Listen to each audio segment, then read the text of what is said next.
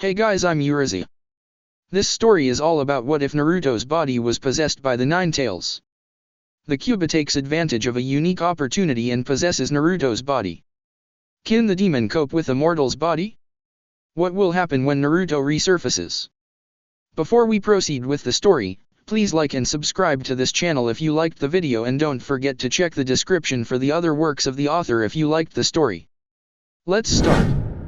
Chapter 20, The Preliminary Matches, Part I. Gaara thought about the other Jinchuriki that he had faced in the exam.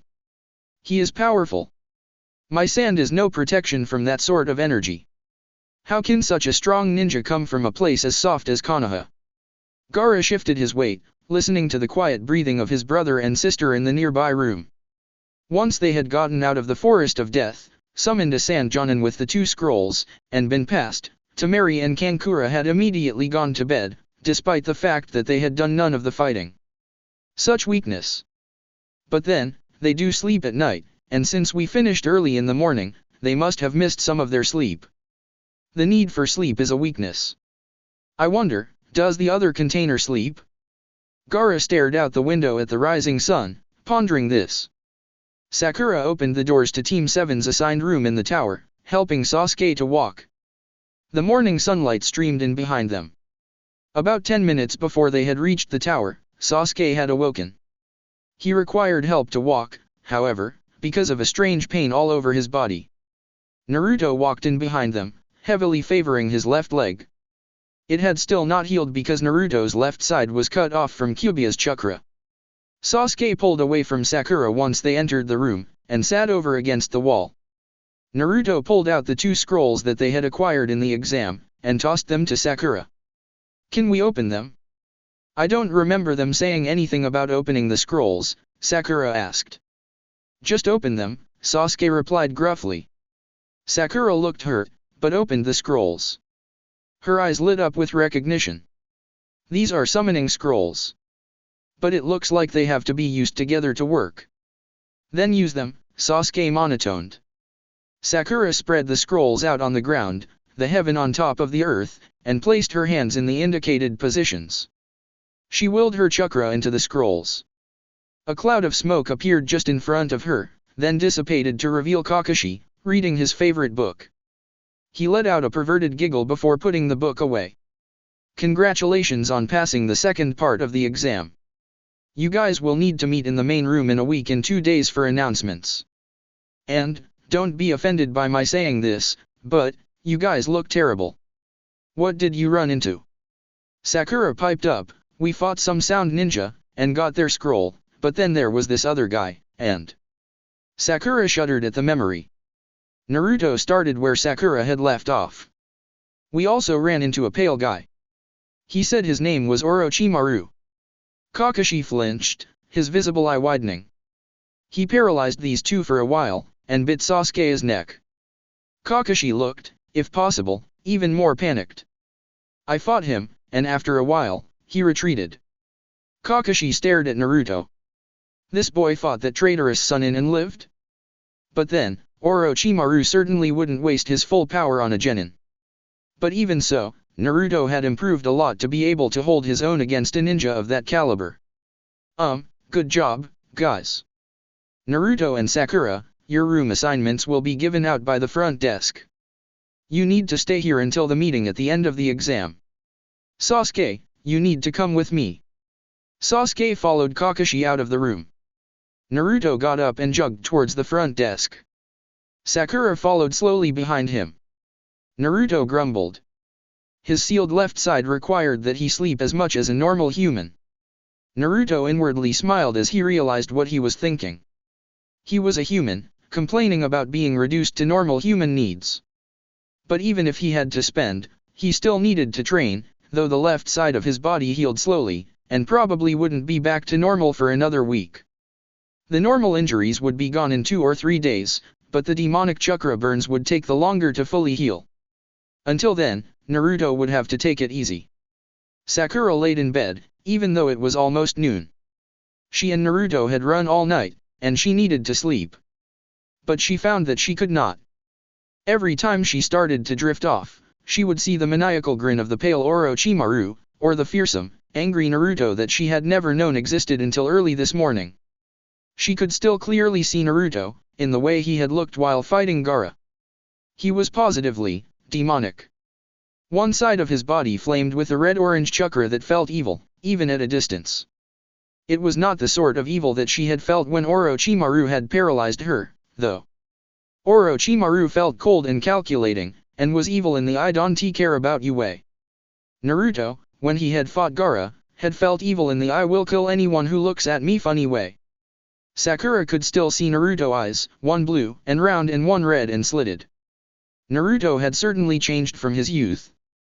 Sakura could remember the brightly clad little blonde who screamed out corny jokes and made horrible grades. Now, she thought that this boy, who had never gotten better than a D in anything until he had suddenly passed the academy exam, had surpassed her.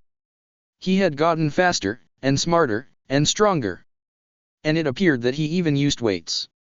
Sakura had never heard of anyone but the strange Rock Lee using weights, but she had seen Naruto replace his after the fight with Gaara. What could possibly have motivated Naruto to have made such a drastic change? Sakura rolled over again.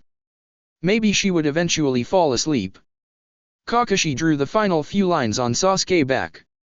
Now, written on the floor and continuing onto Sasuke's chest and back, was the seal that would contain Orochimaru's gift. Kakashi surveyed his work, looking for any errors.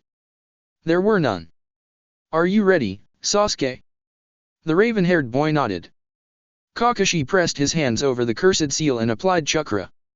The lines of kanji on Sasuke and covering the floor glowed softly, then moved and formed a new seal around the snake nin's mark. Sasuke fell to the floor, unconscious. Kakashi sighed in relief, then spun around at a slight sound in the dark, concrete-floored room. Orochimaru stepped out of the shadows. Kakashi immediately formed his only original technique, charging the Chidori in his right hand. "I will not let you take Sasuke. Come now, Kakashi. You don't think that you can defeat a Sunin, surely? I can sacrifice my life to end yours." Orochimaru laughed, a malevolent, amused chuckle. "Do not worry, Kakashi. I have not come to take Sasuke-kun. He will come to me, in time. He will come to me for power. Until then, I am willing to be patient." Orochimaru backed into the shadows, disappearing from Kakashi's sight. Kakashi breathed a sigh in relief, releasing the Chidori. He wiped his brow to cleanse it of the sweat that had accumulated there during Orochimaru's visit. That was close. I must tell the Hokage at once. Naruto/Kyuubi ran around the tower complex in the late afternoon light, receiving strange looks from people walking to and from the buildings. They didn't care. We need to train, and people's opinion of us is irrelevant to our survival, as long as they did not know about our true nature. Kyuubi growled in agreement. At least this dual control isn't as hard as it might have been. We do need to work on our techniques, though, because they will require more exact movements, and we cannot afford to be unable to use any techniques in a battle. We'll work on that starting next lap. The strange duo finished the lap and began running around while performing techniques, causing people to give them even stranger looks. The two halves fumbled through the seals, but after a few minutes, were managing to perform the techniques correctly most of the time. "Kit, are you sure that no one will notice that one of our eyes is darker than the other?" "Nothing is for sure, but since we hardly ever talk to anyone, it is the best we can do. We need both eyes for depth perception, so we cannot afford to go with one eye covered.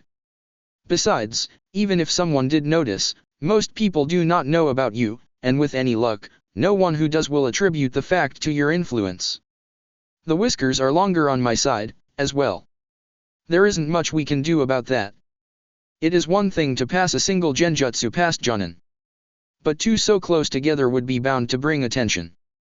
It is the best we can do for now, although when we go to the announcements tomorrow, we can cover UI instead, since we won't be fighting or training, and there are bound to be skilled ninja around." Naruto/Kyuubi ran around a building, then made a dozen shadow clones and sprinted toward the next building. "Kyuubi, can we talk while we are like this?" "I doubt it, but we can try later, not while we are out here." The symbiotic duo continued training until late in the evening. "Are you sure that it was Orochimaru?" "Yes, Hokage-sama. Sarutobi frowned, causing the wrinkles on his face to crease into even larger furrows. Why would Orochimaru be after Sasuke? To have shown himself in Konoha twice, he must be very focused on something, but Orochimaru's special technique. He wants the eyes of the Uchiha. Of course. Kakashi, I want you to keep an eye on Sasuke. Orochimaru is trying to entice him with power, but is planning to use Sasuke's body as his vessel. We cannot allow that man to acquire the Uchiha's powers.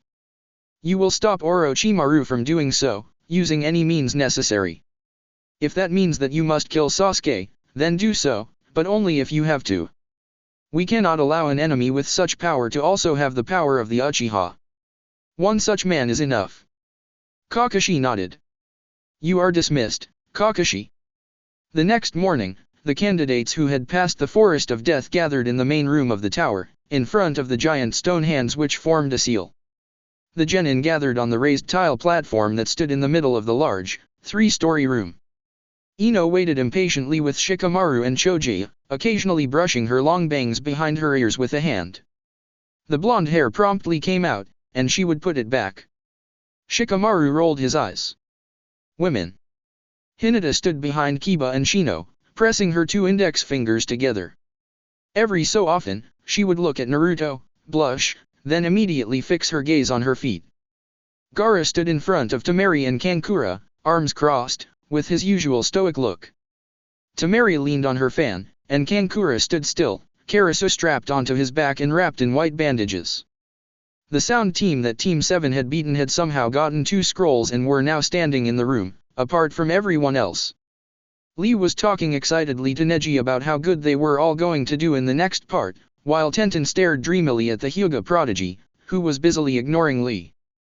Sasuke stood with his arms crossed, looking down. Sakura stood to his right, looking confused at the presence of the sound team. Naruto/Kyuubi crouched just behind Sasuke and to left, his mask skewed so that his right eye was covered. His visible eye gazed straight ahead. Seeing that everyone was here, the Sandaime walked quickly to stand in front of the assembled genin. He turned to face them. Congratulations on passing the second part of the Chunin exam. It is unusual to have so many pass, which brings me to this announcement. It is not customary to allow so many genin into the tournament that comprises the final part of the exam. Therefore, we will be having one round of preliminary matches before the actual tournament. The winners will progress to the tournament. The preliminary matches will start tomorrow at 8 o'clock in the morning. The pairings for the matches will be announced there. You are dismissed. The Hokage walked back to the side to further discuss his plans to deal with a possible attack by Orochimaru. Kakashi needed to know everything that the traitorous Sunin could do, and there was no one better to teach him than Sarutobi. Kakashi waited for the Hokage on the side of the room. Meanwhile, he looked back at his team, and smiled when he saw Naruto's mask. I guess he has more respect for me than I thought. But it's the left eye I cover. He needs to pay better attention. Or maybe he wants to be a little different. The genin walked out of the room slowly, discussing this new development. Naruto/Kyuubi walked out of the tower, replacing his genjutsu as he walked. As soon as the genjutsu was in place, he pulled his mask back to its normal position and began running. We wasted enough time sleeping and then going to that 5-minute meeting. We need to train. The semi-demon ran around the complex, performing random techniques. Suddenly a thought occurred to Kyuubi, causing him to suddenly stop. Naruto barely realized this, and the strange duo stumbled around for a few seconds before regaining their balance. What was that for, Kyuubi? I knew I recognized that sand kid we fought. He has Shukaku sealed in him. Shukaku? The one-tailed demon badger. A badger? Yes, a badger. How is that relevant? If we fight him again, it will help us to be able to predict his actions. Shukaku is the sort of demon who eats a person's soul while they sleep, which would explain the dark rings of sleep deprivation we saw on the host. Shukaku is also a coward, which means that the host's sand will protect him even if he is unaware of an attack. This knowledge, and what we learned from the fight in the forest, will help us the next time we fight him. Oh. Well, I guess we'll keep that in mind. The half-demon returned to training. Kakashi walked out of the tower. After his talk with the Hokage, he felt so inadequate against Orochimaru. Despite his boast the previous day, Kakashi was not sure if he could have killed Orochimaru even at the cost of his own life. Sensing movement, Kakashi looked up and saw Naruto running from building to building, his mask back in its normal position. At least he is not so foolish as to try and run around with no depth perception. It took me years to master it. Kakashi walked along, pulling his favorite book out from its pouch. Kakashi giggled perversely as he made his way to his room. The following morning, the genin gathered again in the central room of the tower. Naruto/Kyuubi stood near the back of the assembled genin, arms crossed, and one part of his mask pulled over his right eye. A few feet to his side, Subaku no Gaara stood in an almost identical pose, just behind his siblings. The sleepless demon container glanced over at Naruto. "What has your life been like here, Uzumaki Naruto? Do they fear you as they fear me? Do they hate you as they hate me?"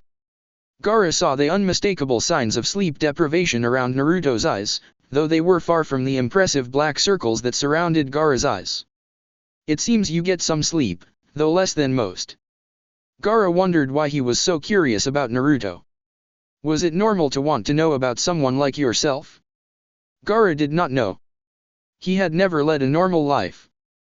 Gaara was roused from his reverie when the genin silenced themselves. A sickly-looking chunin stood in front of them. He cleared his throat a few times, and began to speak. "Welcome to the preliminary matches for the chunin exam. Those who win here will advance to the chunin exam's third and final part, the tournament.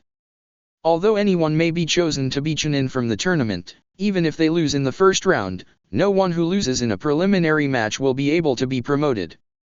The chunin coughed into his hand again. "The matches will all be held today.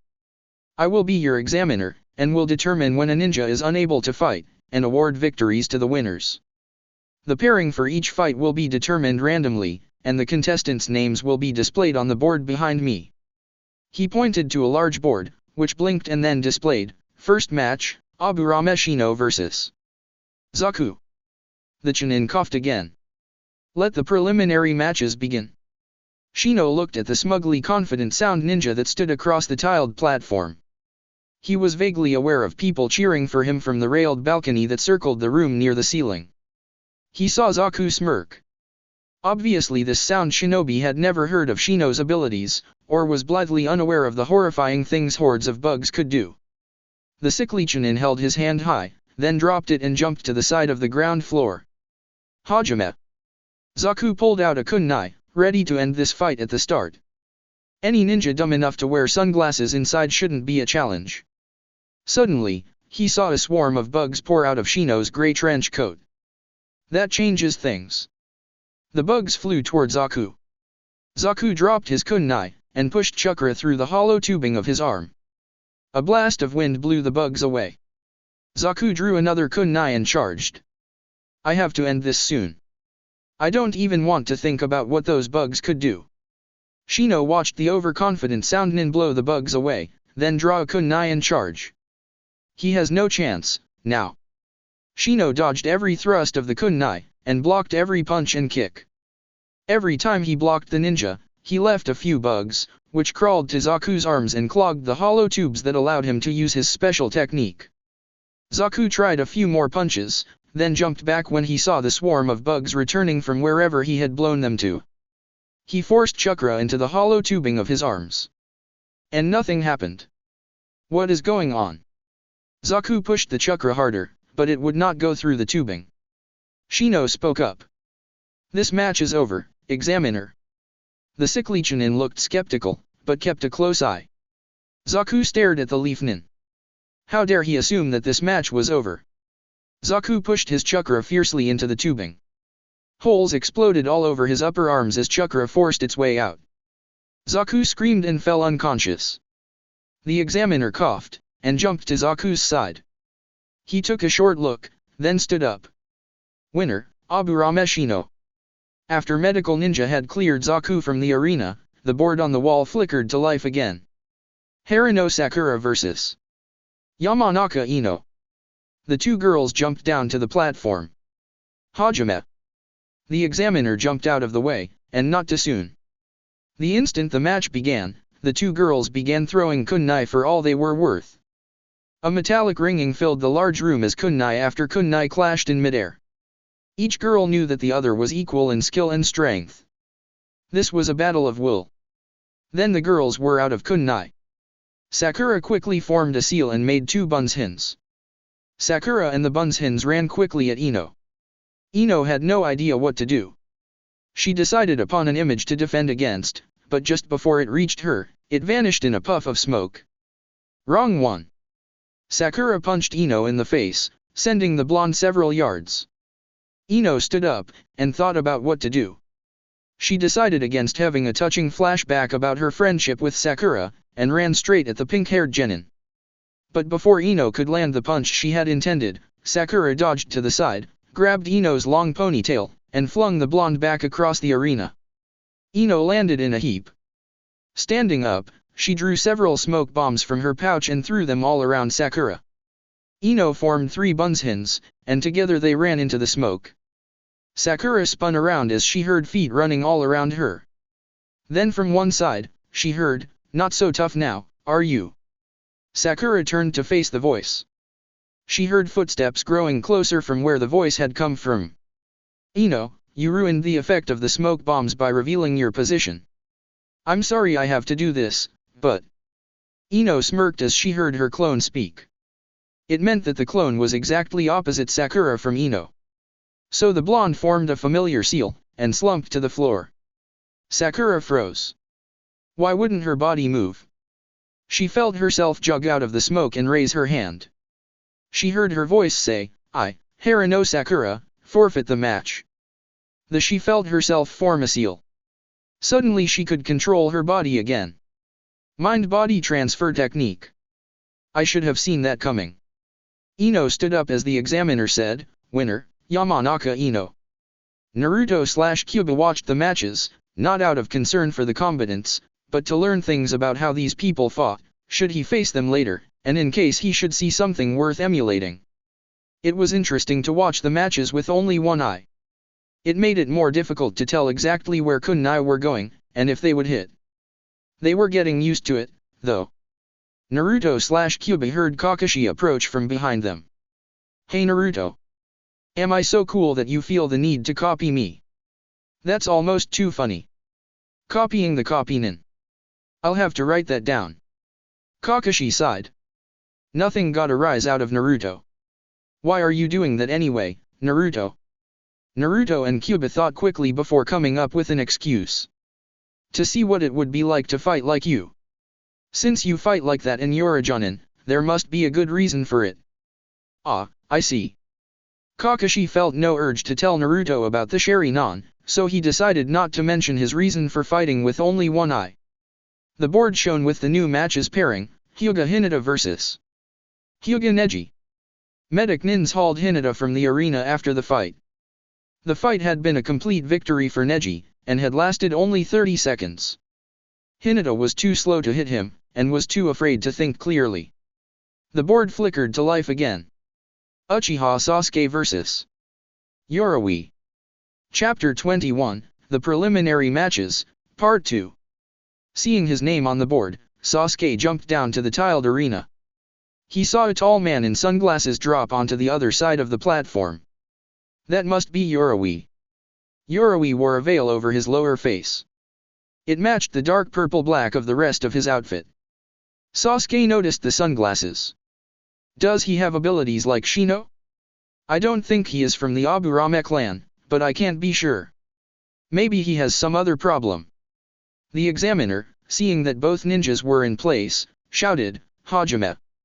and immediately leapt over to the wall. Sasuke remembered that he was not supposed to use chakra in this match. Kakashi had said that any use of chakra could activate the curse seal, because Sasuke was not yet used to the will necessary to keep it in check. Kakashi had also said that if for any reason the curse seal activated during a match, Kakashi would stop the match, disqualifying Sasuke, in order to fix the seal as soon as possible. Since Sasuke knew that Genjutsu and Ninjutsu required chakra, that left him only with Taijutsu. Knowing that Yoroi would probably pick up on his weakness very soon, Sasuke charged, hoping to end the match quickly. Yoroi smirked, though no one could see it through his veil. Close combat is my specialty. Yoroi's hands began to glow with blue chakra. Once he comes within range, I'll drain his chakra until he is unable to fight. Not only will that secure the match, but it will also give me chakra in case the next fight is sometime in the next day or two. Sasuke leapt at Yoroi, attempting a flying kick. Yoroi grabbed Sasuke's leg, draining chakra, and swung Sasuke around before flinging him back to the other side of the platform. Sasuke landed in a heap. What was that technique? Why did it make me feel so tired? Shaking off a vague uneasiness, Sasuke stood up and charged again. Obviously it has to do with that technique he's using, but does it actually do? Yoroi rolled his eyes as he saw Sasuke charge again. This kid sure is thick. When Sasuke crouched suddenly and tried to sweep Yoroi's legs out from under him, the veiled man leaped over Sasuke, landing just behind him. He used his right arm to place Sasuke in a headlock, and placed his left hand on Sasuke's neck to drain the boy's chakra. Yoroi had no idea that he was trying to drain chakra out of Sasuke's curse seal. Why can't I feel any chakra? I'm hardly getting any chakra at all, and it feels strange. Yoroi pulled harder, trying to overcome any resistance that Sasuke might be attempting. An explosion of purple chakra blew Yoroi into the wall behind Sasuke. He would have survived, but because he was no longer needed in the story, he crashed into the wall headfirst and broke his neck, killing him instantly. Yoroi's body flamed silently with purple chakra against the wall for a few seconds before falling to the ground, where it smoldered with occasional flickers of purple chakra. Sasuke, who felt strangely better after that, stood up and walked over to the battered body of his opponent, which was lying on its back. Sasuke was startled to see a curse seal peeking through a charred hole of Yoroi's clothing, in the same place that Sasuke had his. A sudden thought occurred to Sasuke. While the examiner came over to investigate, Sasuke molded some chakra. The chakra formed correctly, with no interference or reaction from the curse seal. Sasuke used the chakra to perform a henge. The curse seal did nothing. It was like it was not even there. The examiner turned Yoroi over with his foot, and, upon seeing the unmistakable signs of death, raised his voice. Winner, Uchiha Sasuke. Medical Nin rushed over and carried the rapidly deteriorating body of Yoroi off the tiled platform. Sasuke, feeling more pleasant than he had in a long time, jumped up to the balcony to join Naruto in watching the next few matches. The light board displayed, Inuyasha Kiba vs. Sabaku no Gaara. The match was short and brutal. Kiba charged Gaara, who swatted the dog lover into a wall with his sand, and then crushed the mutt into the wall with a pillar of sand. Seeing Kiba's broken, unconscious body fall to the ground, the examiner cried, "Winner, Sabaku no Gaara." Before the Sand Nin could do anything further, Medical Nin rushed Kiba to the hospital. Gaara walked dissolved into sand and reappeared by his siblings with the same stoic expression that he had worn before the match. After the shock from Gaara's match wore off, the board called for Shikamaru and Kin. Ignoring the slow-paced match, Sasuke turned to face Naruto, who was wearing his mask, as was becoming his custom. Part of the mask was pulled down over his right eye. Sasuke smiled. Even if he tries to act all tough, the Naruto from long ago is still there somewhere, imitating his sensei with his own mask. Surprising even himself with his sudden cheerfulness, Sasuke spoke up. "Hey, Naruto." The masked boy looked over at him, but said nothing. "Could you do a favor for me? Could you tell me what that mark on the back of my neck looks like?" Sasuke pulled the collar of his shirt down and turned away in order to give Naruto a better view. "There is a thin circular mark around what looks like a white scar. The scar looks similar to the mark that you had there before." Sasuke let out a breath that he did not know he had been holding. Some way, somehow, he had lost his curse seal. Sasuke was not sure how Kakashi's seal could exist after the thing that it sealed was removed, but it did not matter. Sasuke's head snapped towards the center of the room when he heard the examiner announce, "Winner, Nara Shikamaru." Kakashi walked up behind Sasuke. "What happened out there, Sasuke?" "I was about to end the match, but when I saw that Yoroi was in no condition to fight, I let the examiner end the match as usual." "Did you activate the curse seal?" You know how dangerous that could be. No. When Yoroi tried his technique that second time, he did so over the curse seal, which apparently reacted badly. Sasuke turned and pulled down his collar. But it wasn't all bad. Whatever happened out there removed my curse seal and gave it to him. I saw it on his body after the fight. Kakashi stared wide-eyed at Sasuke's neck. He saw the seal with which he had tried to contain the curse seal. But the curse seal was gone. In its place was a small patch of faintly discolored skin, which looked like an ordinary scar. After a moment, Kakashi snapped out of his amazement. We need to inform the Hokage at once. Come with me, Sasuke. Kakashi and Sasuke walked away, leaving Naruto alone on the balcony. Naruto/Kyuubi watched the next matches disinterestedly, never cheering. They were among the few who were not wildly cheering, or jeering, for or against one ninja or another. The semi-demon looked at Gaara, another quiet observer, who never moved from his original position, arms crossed, back straight, and an expression of passive disdain. The third silent spectator was a silver-haired genin who had quit the Chunin exam immediately after the Forest of Death. Naruto/Kyuubi occasionally saw him walking around the balcony, taking notes on the fights.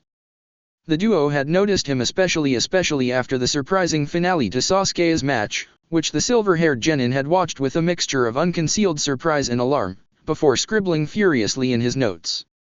The half-demon recalled the last few matches. The Sandnin, Kankura, had defeated the Sounds Dosa by starting out impersonating his own puppet, then launching a vicious sneak attack, ending the fight before Dosa thought to use his special technique. Tenten had fought valiantly against Temari, but her projectile attacks were all but useless against someone who could blow every one of them away with a flick of the wrist. There were only 2 people left, which meant there was only one pairing possible. The board announced, Uzumaki Naruto vs. Rock Lee. Naruto/Kyuubi faced the eccentric, fuzzy-browed boy who stood across the tiles.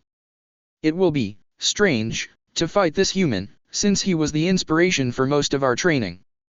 And he's been training like that for longer than we have. He will be faster and stronger than anyone we have ever met, and even if he sleeps more than we, our few extra hours every day cannot equal the extra years I heard that he has been using weights. This should be interesting. The examiner glanced at each of them, and, seeing that they were both ready, shouted, Hajime. As he sprang back to the wall. Rock Lee grinned. Do your best, Naruto. The fires of youth burn within us both, so I expect you to be a difficult opponent. Naruto/Kyuubi placed his genjutsu over his right eye, then uncovered it for the match. Both ninjas suddenly disappeared, then reappeared, sliding away from each other after exchanging lightning-fast punches and kicks. They blurred out of sight again, and odd flickers of color appeared around the tiles, marking where they clashed again and again. Flecks of black and bits of green swirled around the tiles. Then, just as suddenly as they had begun, they reappeared where they had been standing only seconds before, breathing heavily. You are a worthy opponent, Naruto. You are very fast. But the true test of your youthful strength will be to see how long you can keep that speed up. The demonic duo said nothing. The 2 ninjas vanished again, and again only spots of random color hinted at their presence as they fought furiously. Then a loud clang echoed through the large room. Lee and Naruto/Kyuubi stood still in the pose of their last clash, the half-demon's forearm held up, the weight on his arm taking the brunt of Lee's weighted foot above him, preventing it from crushing him into the floor. They stood as stiff as statues for a moment, then jumped back from each other. You use weights, Naruto? You are even more full of the vibrance of youth than I thought. We are like brothers to each other, except we are not related. This shall be a test of both our skills and our training. Lee. Might Guy shouted from the balcony. Take off your weights. But Guy-sensei, I thought that I was only to take them off when protecting others. I will make an exception. Lee and Guy flashed each other their trademark smile and thumbs up, temporarily blinding everyone in the room. Lee began to take off his weights, starting with his legs. This can't be too bad, since we can take ours off, too. Naruto/Kyuubi pulled the cord for his weights, causing them to drop to the tiles with a horrid clanging, and cracking the tiles underneath them. Then Lee, having taken all of his weights off, dropped them to the ground, where they crushed the tiles into powder and sprayed bits of rock everywhere. A loud boom reverberated in the room. Or, this could be really, really bad. Then both ninja disappeared. Naruto/Kyuubi spun around and blocked a kick, then turned and stopped a punch, then immediately twisted to dodge another kick. Lee grinned while he fought. Naruto will be able to see what he can do if he trains hard enough. Although I am not a genius like Neji, I can be a genius of hard work. And perhaps I could teach Naruto this, as well. Kyuubi was grateful that he and Naruto were splitting control of the body. There was no way that they would be able to dodge all of these if only one of them were in charge of the whole body. As it was, they were barely able to dodge and block what Lee was doing, and since every kick or punch from Lee threatened to break bones and shatter stones, it was just as well that they avoided them. Then they failed to block a kick, which consequently sent them flying into the air. Lee leapt above them, and slammed them in the stomach, causing them to crash into the tiles below, creating a small crater where they landed. Lee lighted upon the ground with the grace of a faun, as if he had finished a ballet, and not a ferocious beatdown. The dark ninja got to their feet, and looked at Lee. Their right eye was blood red, and the pupil was slitted. The right side of Naruto's body began to steam, his sweat evaporating from the heat of the demonic chakra that was hidden just underneath his clothing. Naruto/Kyuubi's face was contorted in anger, their eyebrows forming a V-shape above their narrowed eyes. Lee looked in confusion at Naruto. What is happening to Naruto? How did his eye change color? Why is he smoking like that? Putting his thoughts to the side for now, Lee sprang forward. The two combatants phased out of existence as they attacked again. Lee aimed a punch at Naruto's right shoulder, which, curiously, the boy did not dodge. Lee struck home with his first strike, then recoiled as a spike of demonic chakra lanced into his hand upon contact. Kyuubi/Naruto, still steaming but managing to hide his demonic chakra from sight, slammed his palm into the center of Lee's chest, allowing him to use his hand to hide the spike of evil chakra that was impaling the green-clad ninja and burning the green leotard in a large circle around the impact point. Lee flew back and hit the far wall, his hand and chest already inflamed with the poison of Kyuubi's chakra. Lee fell to the ground, where he began coughing uncontrollably. The affected body parts began to burn with the pain of the demonic influence, and Lee curled into the fetal position, afraid to touch his hand or chest for fear of further pain. Already, he could not move his hand, and his coughing was becoming more pronounced, and blood came up with every hack. Naruto/Kyuubi waited, with an almost maniacal grin pasted on their face, for Lee to attack or for the examiner to end the match. The examiner walked over to Lee. Seeing his condition, he made a move to announce Naruto's victory, but Lee began to stand up, his face a mask of pain. Then he suddenly surged with chakra, his entire body turning a shade of red, though not the angry color that showed on his hand and his exposed chest. His eyes were almost pure white, his pupils barely visible as they shrunk. Then he disappeared. Kyuubi immediately poured more chakra into the right side of his body, recharging the layer of demonic chakra that did not show outside of his clothing, but would still hurt Lee every time he hit it. Naruto pulled his left leg up and quickly dropped onto his left side. With any luck, Lee would now be able to hit only the right side. Lee appeared above the demon duo and slammed his leg into their exposed right side, breaking ribs and damaging organs. Lee ignored the stabbing pain in his leg that accompanied his kick, unaware that he was absorbing Kyuubi's poisonous chakra. His foot immediately began to swell, rendering it useless in the fight, since any pain inflicted there would be magnified tenfold by the poison of Kyuubi's chakra, and since it was all but immobile from the swelling. Lee suddenly appeared at Naruto's feet and tried to pick Naruto up to fling him into a wall, but upon grabbing Naruto's right leg, his good left hand was burned by even more demonic chakra. Overwhelmed by the huge amount of demonic chakra now circulating in his body, Lee collapsed next to Naruto. Naruto/Kyuubi stood up, his ribs and organs already beginning to heal. Kyuubi reduced his output of chakra to normal levels, removing the layer of chakra from his right side, and the duo subtly replaced the genjutsu over their right eye. They walked a few paces away from Rock Lee. The examiner jumped to Lee's side, and seeing that the boy was unconscious, announced, "Winner, Uzumaki Naruto." Medical Nin came and took the red, swollen, and feverish body of Rock Lee to the hospital for treatment. Naruto/Kyuubi ignored the requests of the medical nin and jumped back to the balcony after recovering his weights from where he had dropped them. Our wounds will heal soon enough. They pulled their mask over their face and released the genjutsu, then began to replace the weights into their places within his dark outfit.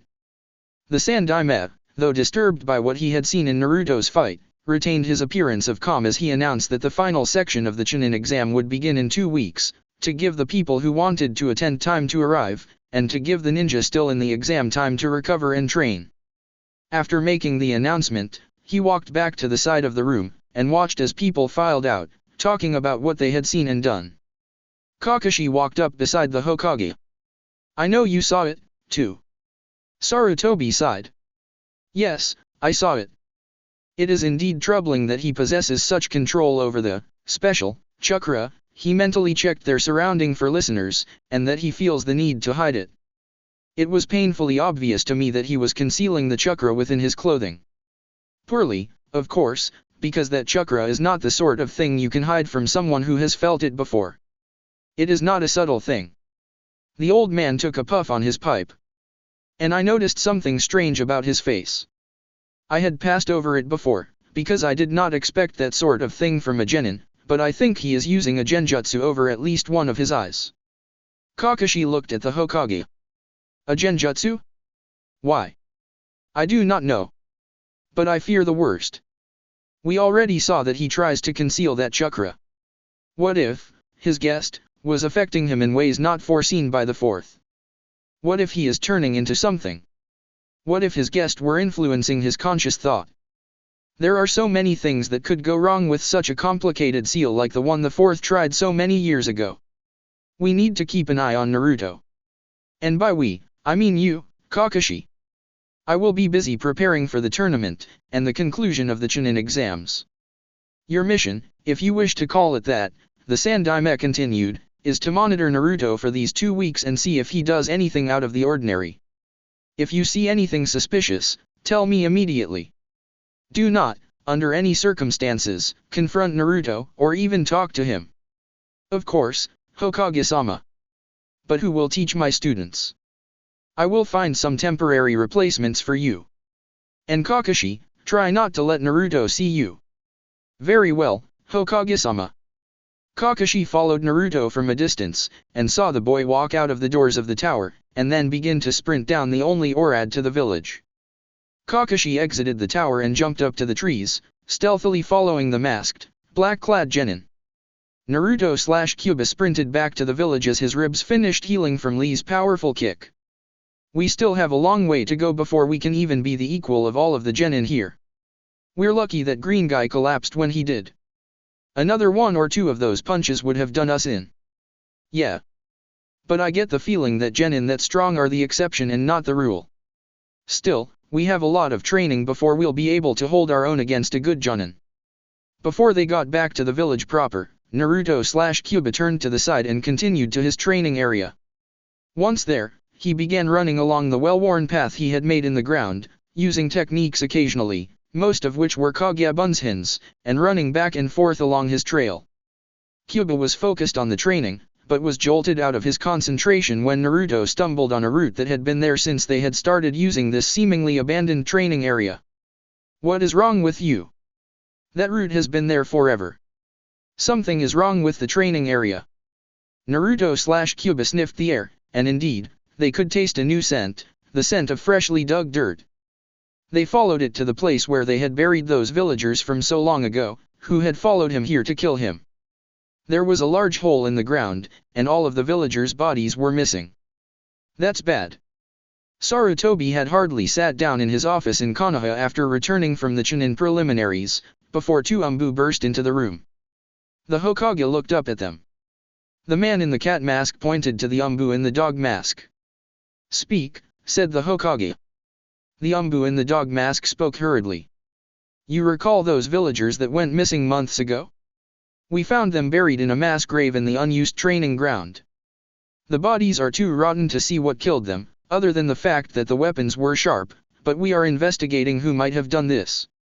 The bodies have been returned to their families for burial. The Sandaime furrowed his brow. This missing person case had just become a mass murder case. Use as many resources as you feel you need to find the perpetrator, Sarutobi said. Is there anything else I should know? Well, there were kunai marks all over the trees in that training area, some old, but most of them fresh. There also seemed to be a trail that was worn into the ground. It also seemed to have been used recently, but when we brought tracking dogs, they sniffed the trail, then refused to follow the scent. We tried to force them, but they seemed too frightened to even look at the trail after they had caught the scent of whatever it was. We will continue using other avenues to find out who might have been at that training area. The Hokage sighed. Kakashi is on a mission right now, but will be available after the Chunin exams are completed. Once that is over, he will be able to bring Pakun out there, and even if he won't follow the trail, he should at least be able to tell us why. I do know that dogs can often sense a ninja's prowess from something in his or her scent, so if they smelled an incredibly strong ninja, they may have become frightened. If there is nothing else, you are dismissed. The Umbu bowed and turned to leave the room. Sarutobi added, if you see a man with long white hair outside, would you please send him in? The Umbu left the room. Shortly after, the legendary Sunin Jiraiya entered. What do you want? Naruto/Kyuubi returned to training, realizing that there was not much they could do about the bodies now. They kept training, trying not to worry about the bodies. Kakashi watched from the branches of a tree about 50 yards from where Naruto was training. Does he ever stop? He's been sprinting for almost half an hour, and with those weights on, too. That must be why he was so skilled on the missions. I thought he was slacking off at home between missions, since I never saw him in the village, but it seems he was out here, training. Hearing a noise, Kakashi turned, drawing a kunai. Jiraiya landed next to Kakashi, who, upon recognizing the Sunin, put away his kunai. Why are you hiding up here? Jiraiya whispered. I'm supposed to keep an eye on Naruto. He's been using his guest's chakra, and the Hokage wants to make sure that the seal is working properly. Jiraiya smirked. Doubting the Yondaime's work. I only have to watch him until after the Chunin exams. That's fine. I was sent here to train Naruto. Unfortunately, I can't be around for very long at one time, since I have research to do. Seeing Kakashi's perverted smile, Jiraiya added, not just that kind, either. Naruto/Kyuubi stopped the instant he saw the white-haired man drop from the trees. The half-demon immediately created 20 clones, all of whom drew a kunai. After checking to make sure that his genjutsu was in place, he mentally prompted one of the clones to speak. Who are you? What? Do you not recognize the legendary frog ninja, Jiraiya-sama? The Sunin face faltered when the clones shook their heads. I am here to train you, at the request of the Hokage. Kakashi was sent on a mission not long ago, and will not return for some time. So you shall receive the coveted position being of my student. Naruto/Kyuubi rolled his eyes. This guy is strange. Yeah, but we might be able to learn a lot from a Sunin. True. Dispelling the clones, Naruto/Kyuubi said, I am glad to meet you. I am Uzumaki Naruto. Chapter 22, Summoning. Naruto/Kyuubi followed the Sunin through the forest, leaping from branch to branch. Although he wondered where the legendary frog ninja might be taking him, he kept silent, since pestering a strong ninja was never a good idea. Suddenly they came to the edge of the forest, and looked out over a bathhouse. The buildings appeared to have been built around a large natural hot springs. Naruto/Kyuubi could see people swimming in the springs, since from about 20 yards away and as many yards high, the fence was pointless. The white-haired ninja dropped down to the ground and walked over to a small area of hot water that was not fenced in. The half-demon followed. Jiraiya turned to face his young protege. Today, you will practice walking on water using chakra. This will improve your chakra control, and perhaps your stamina. You have, I assume, practiced climbing trees using chakra. The unmasked boy nodded once, his blonde hair waving a bit with the motion. Good. This is similar, except that the water is not as constant a surface as trees are. You will have to constantly adjust the amount of chakra you use in order to stay above the surface. Now, if you'll excuse me, I have some research to do. Naruto/Kyuubi watched the Sunin go over to a small hole in the fence of the women's side of the bathhouse, take out a notebook, and begin writing while he giggled in a manner reminiscent of the way Kakashi did when reading those dirty books. The blonde boy rolled his eyes and turned to the water. Focusing their chakra into their feet, he put one foot onto the surface of the water to get the feel for it. When they felt that they had gotten the feel for it, they stepped onto the water with the other foot. Immediately the water around his feet began to ripple and stir. The half-demon could feel how he should be focusing his chakra, but for some reason they could not focus the chakra correctly. Their chakra seemed to pulse on its own, out of their control. The water began to froth. The semi-demon focused intently, but something prevented him from controlling the chakra properly. They fell into the water. Naruto/Kyuubi climbed quickly out of the scalding water. This slight fluctuation of their chakra was almost unnoticeable until they needed precision and control. Wouldn't we have noticed this before, when we were climbing trees? Apparently not.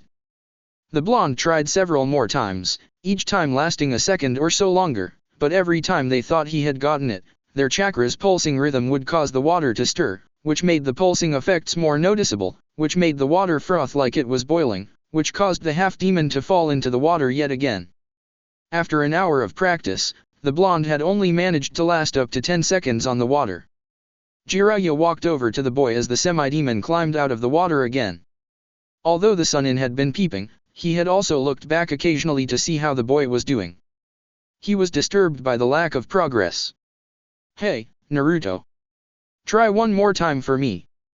The white-haired ninja watched intently as Naruto/Kyuubi walked onto the water, stood for a few seconds, then began to tilt as the water rippled and shook, before finally falling back in. Naruto climbed out of the small springs again, when they were startled by the Sunin reaching out with his left hand and lifting their shirt up. "Naruto, mold some chakra." Naruto and Kyuubi spoke quickly. "Does he know? Should we kill him? What is he doing? How could he possibly know when the Hokage hasn't figured it out? But still, the only chance of staying undiscovered is to act normal, and refusing to mold the chakra could make him suspicious. I hope you're right." The blonde formed a seal and molded chakra. Jiraiya watched as the seal he had expected appeared, along with another slightly off-center seal. Orochimaru must be slipping to hit off-center on a genin. The finger of his right hand, which was behind him, became tipped with blue flames of chakra. Suddenly, before Naruto/Kyuubi could do anything, Jiraiya slammed his hand into their stomach, undoing Orochimaru's seal. Jiraiya was too focused on the seal to notice Naruto's left eye flicker red just before the boy fell back into the springs from the force of the blow. However, Jiraiya did notice when the water glowed orange and began to boil. "I'll kill him. He knows. Kill him. He doesn't know. Look in my mind. He undid that Orochimaru guy's seal." "What? Why would he do that? He would have told us if he were going to do that. Not if we were an innocent little boy who didn't know about the demon in his stomach. Now stop letting off so much chakra or he'll find us out for sure." The water returned to its normal hue as the blonde surfaced, gasping for air. Jiraiya looked at the boy strangely. "I didn't think that unsealing him would have such a strong effect. But it seems to have worn off quickly." He quickly changed his expression to a happy smile. "That was my patented relaxation technique. You should be able to do better now that you're relaxed." Naruto/Kyuubi climbed out of the water, then turned to face the water. Jiraiya rolled his eyes when the boy seemed to accept this. Kids are so easy to fool. Naruto/Kyuubi rolled his eyes. Humans are so easy to fool. They walked onto the water, and stood still. The water around their feet barely vibrated from their presence. He walked across the water. The water hardly rippled at each step. He ran around on the water, did handstands on the water, flipped, jumped, and did other things that he might normally do on solid ground. Everything was easy. So that seal was causing us to fail. How could that Sunin figure out so quickly? I greatly underestimated him. One day with him, and we already got the seal fixed. Imagine what training with him for the whole 2 weeks could do for us. And now you can control the whole body, so I can go back. Actually, we seem to have better control of the body when we share it. I think we should keep things as they are. It gave us a much-needed advantage against Lee, and it could be a deciding factor in another fight. After a few more minutes of practice on the water, Naruto/Kyuubi walked up behind the white-haired ninja, who had returned to his position by the hole in the fence. Ero Sennin, we have completed the exercise. Do you have anything else for me to do? The demon duo cursed themselves for referring to themselves as we, but Jiraiya didn't seem to notice. Be quieter, Naruto, hissed the frog ninja. And don't call me that. I'm no ordinary pervert. I am a super pervert, so don't confuse me with those ordinary guys. No, I don't have anything else for you today. I'll come up with something for tomorrow. Meet me here tomorrow morning for more. Naruto/Kyuubi's eyes narrowed. I think you need to teach us a technique to make it worth our while to keep your secret. What secret? Everyone who knows me knows that I'm a super pervert. But the women here don't know that you're watching them. You wouldn't. All I have to do is raise my voice, and they'll know you're here. But I have research to do, Jiraiya whined, his face twisted in a frown. Fine. I'll start teaching you to summon, but since you're so impatient, you'll have to summon frogs, since that is the only scroll I have access to. Jiraiya walked away from the fence to a rock that sat by the water on which they had been practicing, pulled the large scroll from his back, and unrolled it to show the contract, and the list of everyone who had ever signed it. Naruto/Kyuubi followed him over. Naruto, you have to sign your name on here in blood to seal the contract. Jiraiya pointed to the next blank space on the contract. Naruto/Kyuubi bit their right thumb and tried to sign their name, but the blood rolled off the contract like the paper was water repellent. Jiraiya looked confused. What other summoning contracts have you signed, Naruto? Obviously, whoever you signed to is not on good terms with the frog summons, or vice versa. It was Naruto/Kyuubi's turn to be confused. I haven't signed any other contracts. Jiraiya furrowed his brow. Naruto doesn't seem to be the type to lie, but obviously he's signed some other contract. Unless the Kyuubi had affected him in some way. Maybe housing that trickster fox signed Naruto to fox summoning automatically? But I don't know the seals for fox summoning, and I don't know anyone who would. But if it was an automatic signing, maybe any summoning jutsu will summon foxes automatically, no matter whose seals he does. Naruto, I want you to memorize these seals. Jiraiya went slowly through several seals. Naruto/Kyuubi copied him exactly. Good, Jiraiya said. Now, bite your thumb again for more blood, wipe the blood across your arm, do those seals, then put your right hand to the ground. Don't use very much chakra. Naruto/Kyuubi looked strangely at the old man, but bit their thumb again. What? But we haven't signed the contract. My presence, whether through the seal or through my constant contact with your body, may have signed a contract with foxes. How would it do that? I'm not completely sure. I don't know much about that seal the accursed Yondaime used, so I have no idea what that would do. They wiped the blood on their arm, and formed the seals. Upon completing the last seal, they crouched and placed their right palm on the ground, putting a small bit of chakra into the technique. Their hand was pushed up from the ground, and a bit of ninja smoke floated out from underneath. Naruto/Kyuubi moved their hand to find the cutest baby fox ever. Its white fur even looked soft. It rolled from its side onto its feet, looked up at the blond boy with its slitted orange eyes, and gave a happy little bark. It jumped onto the boy's right shoulder, barely making it, and pulled itself up with its paws. Naruto/Kyuubi stood up and looked at Jiraiya. The white-haired Sannin smiled at the rather amusing image in front of him. The ninja, clad in all black, glared at him with an icy stare, a blank, emotionless expression fixed on his face, while the kit on his shoulder with bright white fur emanated a happy aura and looked all around itself with a wondering curiosity, occasionally yipping in excitement. Naruto, you seem to have a contract with foxes already.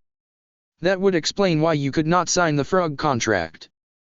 Jiraiya decided not to add that reason that Naruto could not sign the contract was because every summon family had refused to share contracts with the foxes after Kyuubi attacked Konoha. I suggest that you practice fighting with a summon from now on. They can be very useful in a fight. I saw the training you were doing over at that old field, and I think that you have a good routine, so I would like you to do that, but here, on the water, from now on. You will be able to increase your stamina and control much faster that way. Jiraiya returned to the hole in the fence, pulled out his notebook, and continued his important research. Naruto/Kyuubi walked onto the water. The kid jumped onto a nearby boulder to watch, seeming to understand what Naruto was going to do. I wonder if that kid understood what Jiraiya said? It would not surprise me. Foxes are very smart. Of course you would say that. Are you going to start? Or can we go play somewhere? I saw a butterfly in the forest, and I thought.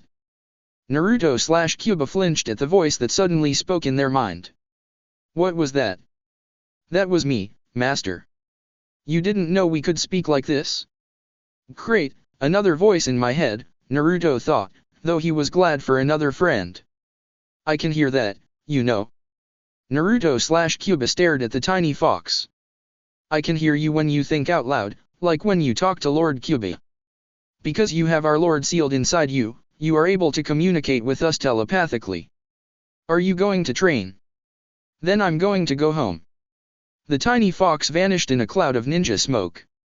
I could always speak to them like that, so I guess you have that ability now, Naruto, although it appears only to work with summons now. Fine. Let's get to training. Naruto/Kyuubi summoned another, larger fox to train with. This fox came up to Naruto's waist, and had dark, purple-blue fur, and slitted orange eyes. Need something? We're training, and we want to train with a partner, to get used to having an ally in battle, and to learn to work together. A wise plan, master. Jiraiya looked back at the Naruto every few minutes to check on his training. The boy learns quickly, and seems to have a natural talent at teamwork. I haven't heard him speak so much as a word, and he moves in complete synchronization with that summon. Jiraiya watched the blonde run across the water, making clones that laid down on the water, allowing the dark fox to also run across the water on their backs. The fox lashed out at imaginary enemies with its sharp claws, while Naruto sent clones to attack the same foe and threw kunai from a distance. Jiraiya could not believe that this was just a genin. The blonde moved with such precision, able to control every movement with a skill that Jiraiya usually attributed to Jonin. How could Naruto have gotten so good without being recognized earlier? How could he have failed the academy so many times and then immediately become so skilled? It's like he had a personal trainer, but I know that Kakashi didn't spend that much time with him. Jiraiya shook his head to clear his thoughts. I need to think of something for him to do tomorrow, or he might follow through on his threat. Who am I, fearing threats from a genin? Being a pervert has its disadvantages. The tournament starts in 2 days, Naruto. Are you sure that you want to do this? The blonde nodded. Fighting a Chunin this soon before your matches might not be a good idea, even if I go easy on you. Naruto/Kyuubi rolled their eyes. With the superior control of their body that came from their dual control, they had reflexes almost on par with a Chunin, and the weights gave them speed and strength far beyond most mortals. Aside from Rock Lee and that might guy. If you're sure, Naruto, then I guess we should get started. Both ninjas dropped into fighting stances. The part of the forest they had chosen to train in was far from where anyone might run into them, and far from the women's bathhouse. Naruto/Kyuubi had been willing to fight at their usual spot at the springs, but Jiraiya did not think that destroying the bathhouse was a good idea. Fight with everything you have, Naruto, or I'll injure so badly that you'll miss the end of the Chunin exams. Naruto/Kyuubi summoned the dark purple-blue fox that he had been training with recently. Yes, master. We are fighting that white-haired guy today. Do whatever you feel is necessary. He is incredibly good, so don't worry about injuring him too badly. Right. Naruto/Kyuubi made 24 clones, who immediately rushed at Jiraiya, kunai drawn. Once they got within striking distance, however, Jiraiya became a blur of motion, obliterating the clones almost instantly. Don't underestimate me, Naruto. Jiraiya shouted. Naruto/Kyuubi looked at the fox, and nodded. We'll go to the right, you go left. I'm on it. Naruto/Kyuubi ran around to his right while the fox went left, before they both converged on the white-haired Sunin. The fox slashed at Jiraiya's stomach with his sharp claws while Naruto aimed a powerful punch at the Sunin's face. Jiraiya dodged both attacks easily, then kicked at Naruto's face. The blonde blocked the kick with a weighted arm, the red wooden sandal clanking against the heavy metal. Jiraiya immediately pulled back to avoid another clawed paw. Naruto/Kyuubi used a burst of speed to appear behind the Jiraiya. The Sunin spun around and blocked the earth-shattering punch with an arm, grunting in pain as he took the hit. That's going to leave a mark. Jiraiya flipped backwards, avoiding attacks from the fox and the blonde, bit his thumb, wiped the blood on his arm, and formed several seals. A large frog appeared, orange with purple blotches. Jiraiya jumped on top of the frog. Hey, let's heat things up. The frog belched out a stream of oil, which Jiraiya immediately ignited with a basic fire jutsu. The fox dodged too slowly, vanishing in ninja smoke when the fire struck his back legs. Sorry, master. Naruto/Kyuubi was still recovering from the punch that Jiraiya had blocked, and the wide spray of fiery oil was too far across for him to avoid while still wearing his weights. Without the time to drop his weights and still get away, there was only one way to avoid serious burns from the fire. This may not be a good idea, but the fire could kill us or severely injure us if we took the hit. Kyuubi released a large burst of demonic chakra, covering their body in a red, glowing armor that deflected the burning oil. Once the oil stopped coming, Naruto/Kyuubi jumped away from the burning patch of ground onto a branch, and let the armor fade. He quickly replaced the genjutsu that had been removed by the demonic chakra. Jiraiya looked in amazement. Kyuubi shielded him with chakra. How can the demon release his chakra so quickly, without Naruto becoming angry enough to use the chakra? And such control. The armor deflected the oil, and then dissipated when it was no longer needed. In every instance I ever heard of, a Jinchuriki that has begun using demonic chakra will continue to use it until forced to stop, but Naruto or Kyuubi used it only for a moment. The Sunin was brought out of his thoughts by a sudden attack from the blonde. Half in a daze, Jiraiya just blocked the attacks, not really aware of the pain that accompanied every block. Naruto/Kyuubi stopped fighting when they saw that the Sunin was not really paying attention. I hope he doesn't do anything rash. We needed to deflect that attack, and that was the only way. He wasn't kidding around about injuring us too badly to finish the exams. Jiraiya snapped out of his reverie. Naruto, I'm sorry to cut our training short, but I just remembered something I need to do. Take tomorrow and the rest of today off to rest for the exams. Good luck in the tournament, Jiraiya finished half-heartedly. The Sunin leaped away, towards Konoha. Sarutobi needs to know about this. Naruto/Kyuubi watched the white-haired Sunin leave. Crap. Naruto/Kyuubi knew that they would never be able to defeat Jiraiya without using enough demonic chakra to alert all of Konoha and all the visiting villages to the fight, and they also knew that they would be too weak after fighting to defend against the ninjas who would doubtlessly come looking for him. So they did the next best thing to killing Jiraiya. Naruto/Kyuubi listened to Jiraiya speaking to the Hokage from outside the walls of the office. Since the Hokage's office had a window, they positioned themselves just out of sight under the window to listen in. I hope we don't have to leave Konoha. Where would we go? We would have to train by ourselves, but wait, they're talking. And that's what happened. Jiraiya and Kakashi stood at attention as the Hokage thought. Jiraiya had arrived only a bit after Kakashi, and both had related the incident with Naruto. Sarutobi sighed and puffed on his pipe. How could anyone have so much control over demonic chakra? Naruto has had it since just after he was born, but he shouldn't be able to call it up at will and stop using it at will. Jiraiya, I have Kakashi keeping an eye on him, so if anything comes up, Kakashi will tell me. It is indeed disturbing that anyone could control demon chakra so well, but we can't be sure of what that means about Naruto yet. In the meantime, I want to hear what you've learned about Akatsuki. Kakashi, you may want to listen to this, since it concerns Naruto. Jiraiya cleared his throat. From what I heard, Akatsuki is planning to abduct Naruto during some sort of confusion late in the exams.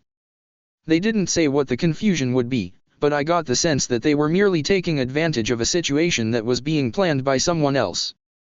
I'm not sure, but I think that we could be at risk for an attack from another village.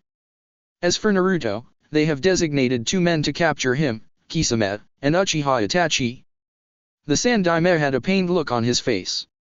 2 legendary S-class missing nin, coming to capture a genin for his demon. Jiraiya, I want you to follow Naruto for the duration of the rest of the exams. Kakashi, you will still keep an eye on him, but I want Jiraiya to accompany Naruto as much as possible. Sarutobi coughed. And Kakashi, after the exams, there are some Umbu who would like your help on a murder case. You are both dismissed. Naruto/Kyuubi left quickly, making sure that he wouldn't be caught listening in on their conversation. The day arrived. The first round of the tournament would begin today. Ninjas, nobles, and commoners scrambled to get seats in the stadium. Naruto/Kyuubi walked down the aisle in the middle of the ninja section, Jiraiya accompanying him. The demon duo had accepted his excuse for staying with them without complaint, even though cheering him on was the sorriest excuse he had ever heard. There didn't seem to be any seats left, but just as they were about to sit down, they heard someone call their name. Hey, Naruto, you can sit by me.